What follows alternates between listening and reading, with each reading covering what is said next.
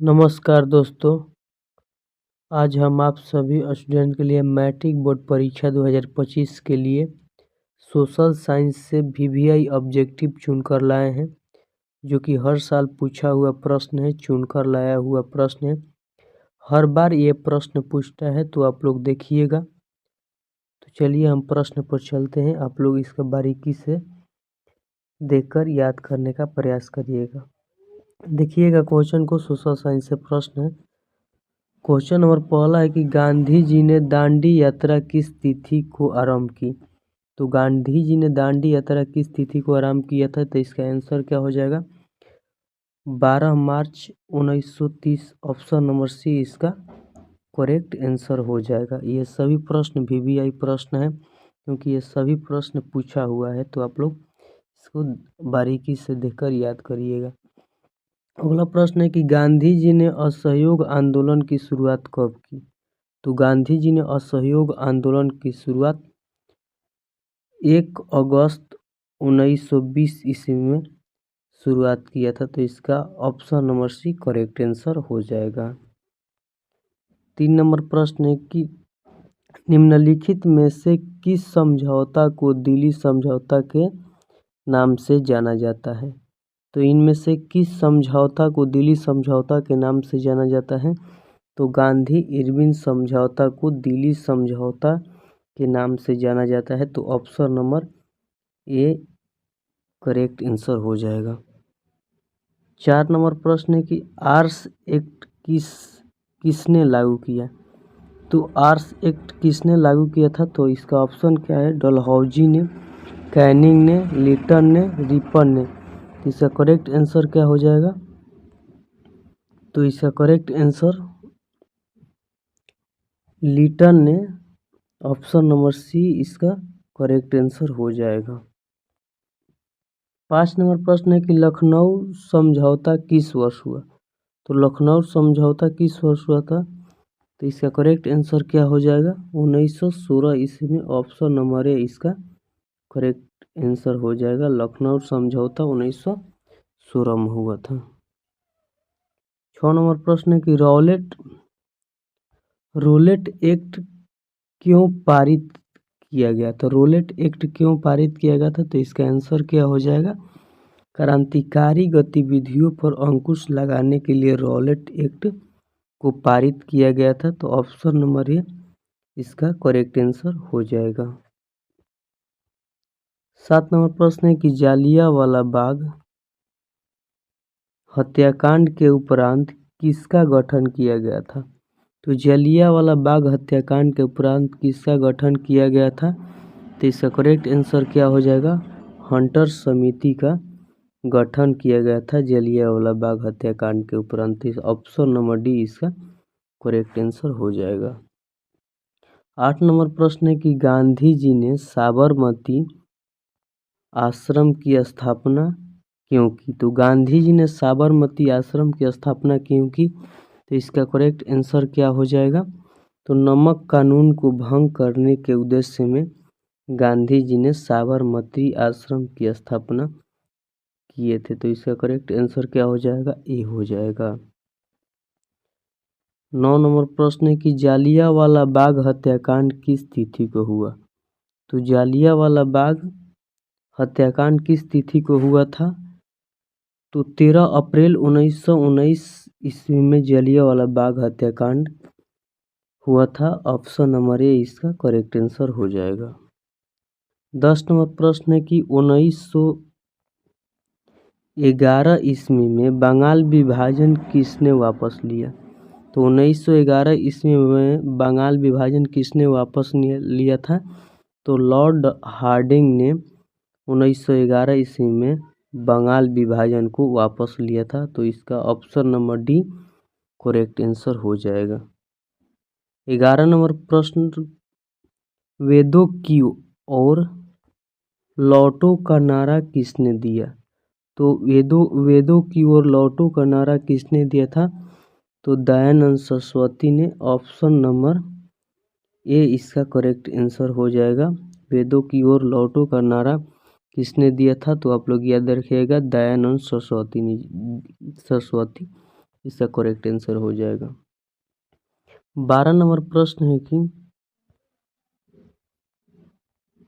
12 number प्रश्न है कि आर्य समाज की स्थापना किसने की थी? तो आर्य समाज की स्थापना किसने किया था? इसका करेक्ट आंसर क्या हो जाएगा? दयानंद सरस्वती। इसका option number D correct answer हो जाएगा। आर्य समाज की स्थापना दयानंद सरस्वती जी ने किया था, तो इसका करेक्ट आंसर डी हो जाएगा। 13 नंबर प्रश्न है कि वल्लभ भाई पटेल को सरदार की उपाधि किस आंदोलन के दौरान दिया गया था? तो इसका करेक्ट आंसर क्या हो जाएगा? बारदौली आंदोलन के दौरान सरदार वल्लभ भाई पटेल को सरदार की उपाधि दिया गया था, तो इसका आंसर क्या हो जाएगा? बारदौली हो जाएगा इसका करेक्ट आंसर। 14 नंबर प्रश्न को देखिएगा।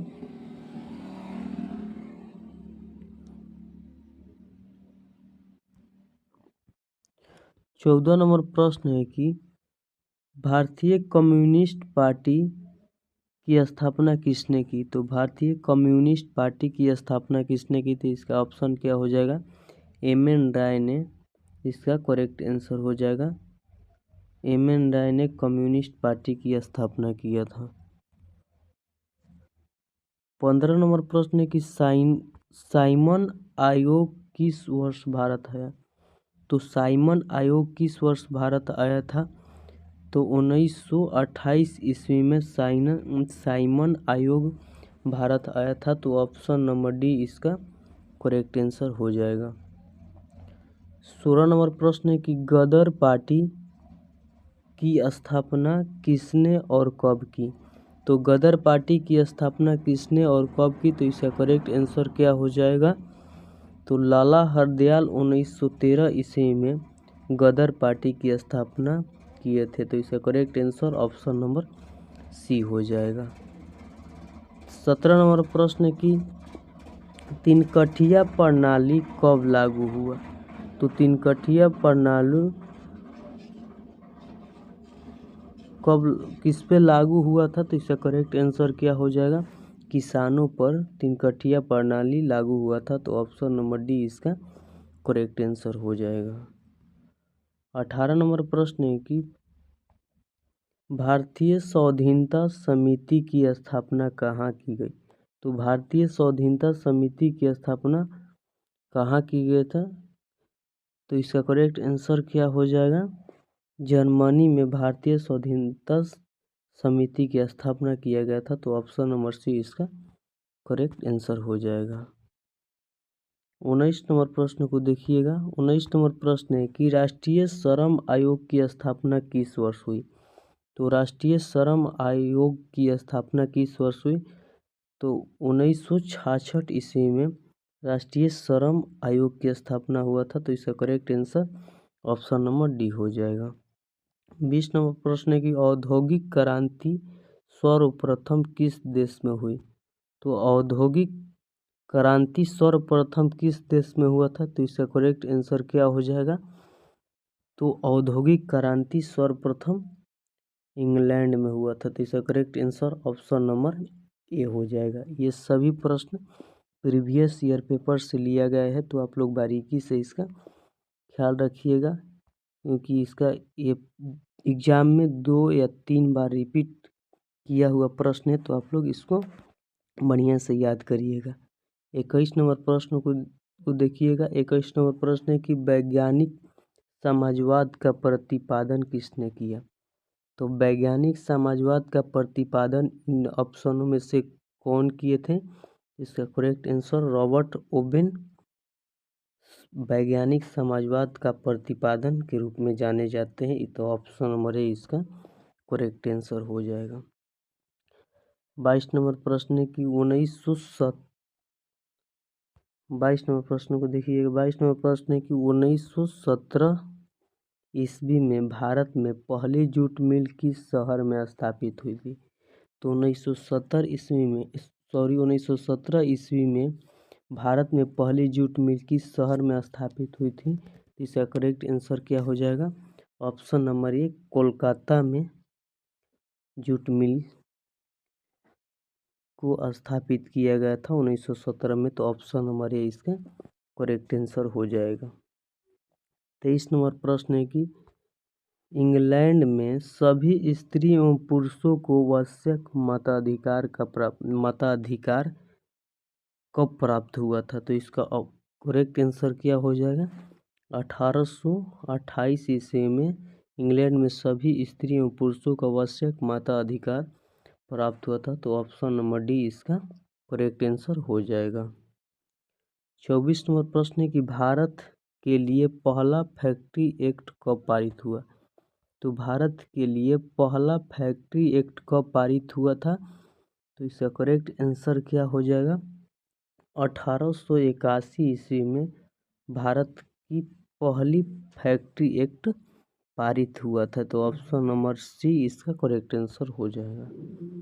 25 नंबर प्रश्न है कि भारत में कोयला उद्योग का प्रारंभ कब हुआ? तो भारत में कोयला उद्योग का प्रारंभ कब हुआ था? तो 1914 ईस्वी में भारत में कोयला का प्रारंभ हुआ था। तो ऑप्शन नंबर बी इसका करेक्ट आंसर हो जाएगा। 26 नंबर प्रश्न है कि जमशेदजी टाटा ने दादा आयरन एंड स्टील कंपनी की स्थापना कब की? तो जमशेदजी टाटा ने दादा आयरन एंड स्टील कंपनी की स्थापना कब की? तो इसका करेक्ट आंसर क्या हो जाएगा? 1907 ईस्वी में जमशेदजी टाटा ने दादा आयरन एवं स्टील कंपनी की स्थापना किया था। तो ऑप्शन नंबर बी इसका करेक्ट आंसर हो जाएगा। 27 नंबर प्रश्न है कि अखिल भारतीय ट्रेड यूनियन कांग्रेस की स्थापना कब हुई? तो अखिल भारतीय ट्रेड यूनियन कांग्रेस की स्थापना कब हुई थी? तो इसका करेक्ट आंसर क्या हो जाएगा? तो 1920 में इसका करेक्ट आंसर 1920 हो जाएगा। अखिल भारतीय ट्रेड यूनियन कांग्रेस की स्थापना 1920 ईस्वी में हुआ था। तो इसका करेक्ट आंसर डी हो जाएगा। 28 नंबर प्रश्न को देखिएगा। 28 नंबर प्रश्न है कि 10 घंटे का आंदोलन कहाँ चला? तो 10 घंटा का आंदोलन कहाँ चला था? तो इसका करेक्ट आंसर क्या हो जाएगा? इंग्लैंड में 10 घंटा का आंदोलन चला था। तो इसका correct answer option number A हो जाएगा। इंग्लैंड में 10 घंटों का आंदोलन चला था। इसका करेक्ट आंसर ए हो जाएगा। 29 नंबर प्रश्न है कि भारत में मजदूरी बोर्ड की स्थापना किस पंचवर्षीय योजना में की गई? तो भारत में मजदूरी बोर्ड की स्थापना किस पंचवर्षीय योजना में की गई? तो इसका करेक्ट आंसर क्या हो जाएगा? तो तृतीय पंचवर्षीय योजना में मजदूरी बोर्ड की स्थापना की गई थी। तो इसका करेक्ट ऑप्शन नंबर सी इसका करेक्ट आंसर हो जाएगा। 30 नंबर प्रश्न है कि 1907 में जे.एन. टाटा ने भारत का पहला लौह और इस्पात संयंत्र किस जगह स्थापित किया था? तो किस जगह स्थापित किया था? तो जमशेदपुर इसका करेक्ट आंसर हो जाएगा। 1907 में जे.एन. टाटा ने भारत का पहला लौह और इस्पात संयंत्र किस जगह स्थापित किया था? तो जमशेदपुर इसका करेक्ट आंसर हो जाएगा। तो ये सभी प्रश्न को आप लोग बारीकी से पढ़िएगा और याद करने का प्रयास करिएगा, क्योंकि ये सभी प्रश्न 2 या 3 बार आपके बोर्ड में पूछा हुआ ये प्रश्न था।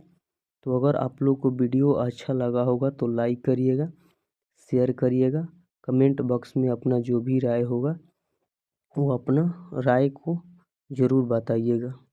अगर वीडियो अच्छा लगा होगा तो चैनल को सब्सक्राइब ज़रूर कीजिएगा।